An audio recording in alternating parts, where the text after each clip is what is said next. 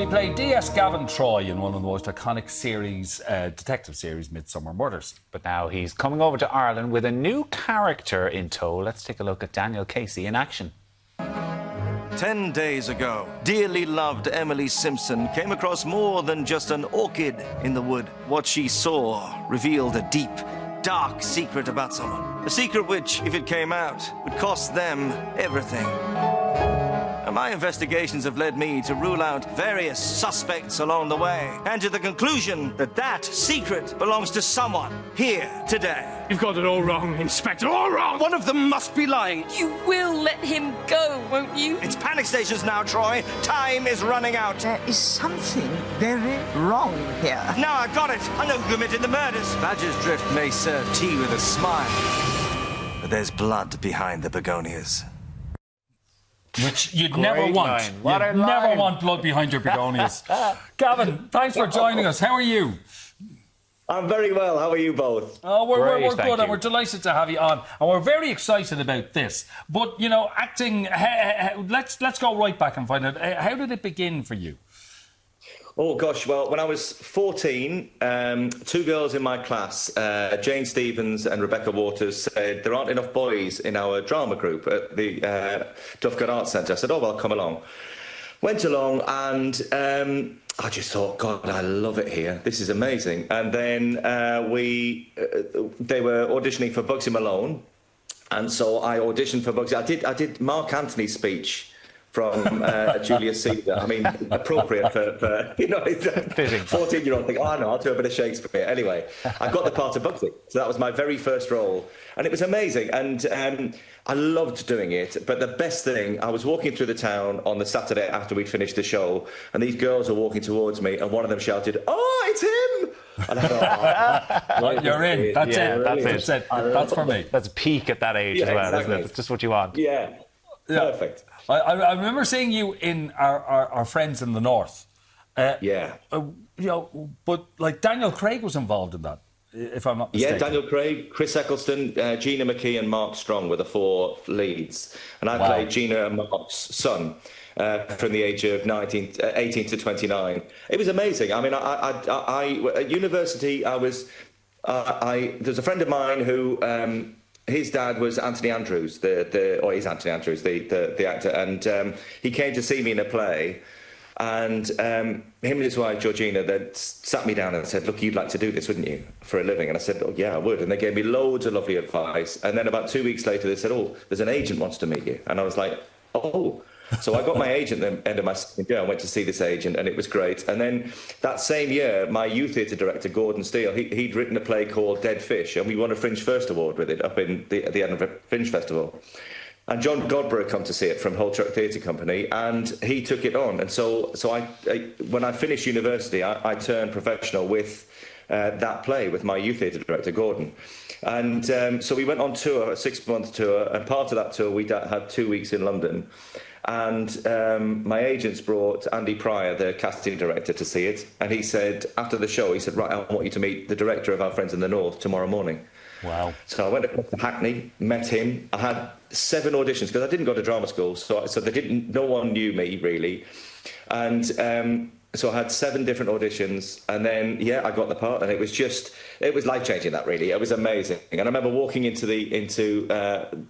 BBC North Acton, the rehearsal studios there, and Chris Eccleston walked towards me, and he said, "All right, Dan, I'm Chris." He said, "Who's your team?" I said, "I'm Man United fan." He went, "Oh, good lad." And that was it. Well, that would have gone down like a cup of cold sick with Daniel Craig, because he's a Liverpool fan. I know, he is a Liverpool. What a lovely lad, though. They were just great. I mean, Daniel was younger than them. They were all kind of early 30s, and Dan was about 27, 28, I think. But it was brilliant. I mean, it was amazing. And little did you know that everyone was going to go off and do so well. But it was an iconic piece of telly. And the lovely thing was, the year before, I'd been sitting with my dad watching Cracker, and the one where Robert Carlyle kills Chris, and Chris is dying. Oh, yeah. And Dad said, "God, it'd be lovely to work with someone like that one day, wouldn't it?" And I said, "God, yeah." And then 6 months later, I was. So it was just amazing. Yeah. Okay. So bring us into Midsomer Murders. How did you get in? And did you know at the time it was going to become what it has, as one of the longest running TV series out there? No. Literally, they said it's a one-off drama, and it was with John Nettles, and we used to call my Uncle Norman Bergerac because he looked like him. So I was thinking, oh, right, okay. But, so my audition, it was very funny. My audition, I got up, went to the Tube, and I thought I was living in Wimbledon at the time, and there was a tube strike. And obviously, being a normal 20-something-year-old, I hadn't read any news or anything. I thought, oh my God, I run home. My girlfriend, who is now my wife, she said she was in bed. And I said, tube strike. She said, oh, I'll just jump in the car and I'll direct you. So it's the first time I've driven across London. She's got an A to Z because it's all analog then. And so we got me there, and I parked in the tiniest car parking space you can imagine. Ran and got her a bacon sandwich and a coffee. Went into the audition, so I was a bit kind of like that, and I got in. The producer said, "Oh, so how's your day been?" I said, "Well," and I told her the story, and I said, and so she got out of bed, and she said, "Oh, so she's fresh from bed." I said, "Oh, yes." She said, "Oh, how delicious." I said, "Oh, yeah, great." And I said, "Okay, she's got a bacon sandwich and a coffee." So I think that was a good starting point for Troy. You know, it was great. Yeah, and then when I went back for my recall, I went in and I said, oh, I've got a recall. And the girl said, oh, I haven't got the list. So she rang through, and then she came back. She said, oh, there isn't a list. I thought, oh, that's a good sign. And then I went in, had another chat, left, walked to a phone box about 100 yards down the road to ring my agent. And I rang and I said, hi, Susan, it's Daniel. She said, you've got it. And that was it. So I'd got it as soon as I left the room. And the staying power is kind of remarkable in that you're still finding people who are coming across it for the first time. And I found somebody online who just started watching the first seasons and asked the question to Reddit, do all upper-class small-town Brits really have so many secrets, blackmailers, adulterers, murderers, serial killers and fox hunt enthusiasts? Which possibly sums it all up. In a word, yes. I know, it's hilarious. Yeah, well, yes, possibly. It's hilarious. I mean, its appeal is amazing. I mean, last night in Oxford, I came out the stage door and this mother and daughter said, oh, hello, really loved the show. We've come over especially for this. The mother had come from California and the daughter had come from New York. And I was like, oh, and we've had people from all over the world. We've had other people from, a girl came over from Washington for the weekend to Glasgow. Someone came from Fort Worth in Texas to Birmingham. Wow. We've had people from Belgium, Spain, Italy, France, Denmark. It's been amazing. It has got that amazing. I mean, that original episode that we do on stage got 15.8 million viewers. Wow. That's brilliant. Remarkable. Yeah, it's amazing. And I mean, everyone was fascinated by what John was going to do after Bergerac. But for me, it was just, amazing. Well, absolutely. And it's the music as well.